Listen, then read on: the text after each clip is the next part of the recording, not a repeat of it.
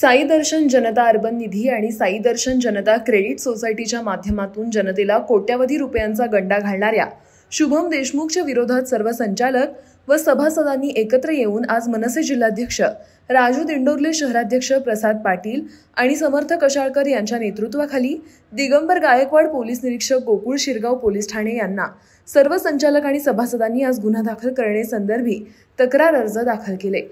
यावर गोकुळ शिरगाव पोलीस ठाण्यामध्ये एकूण 378 तक्रारदारांनी गुन्हे दाखल केलेत।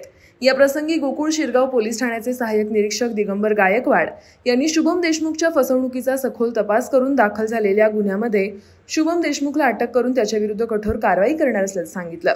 तसंच अन्य तक्रारदारांनी तक्रार करण्यासाठी पुढे यावं, त्यांना देखील न्याय देण्याची त्यांना अभिवचन दिलं। या प्रसंगी मनसे जिल्हाध्यक्ष राजू दिंडोरले, शहराध्यक्ष प्रसाद पाटील, समर्थ कशाळकर, संचालक सौ सुरेखा पाटील यांच्यासह मनसे पदाधिकारी उपस्थित होते।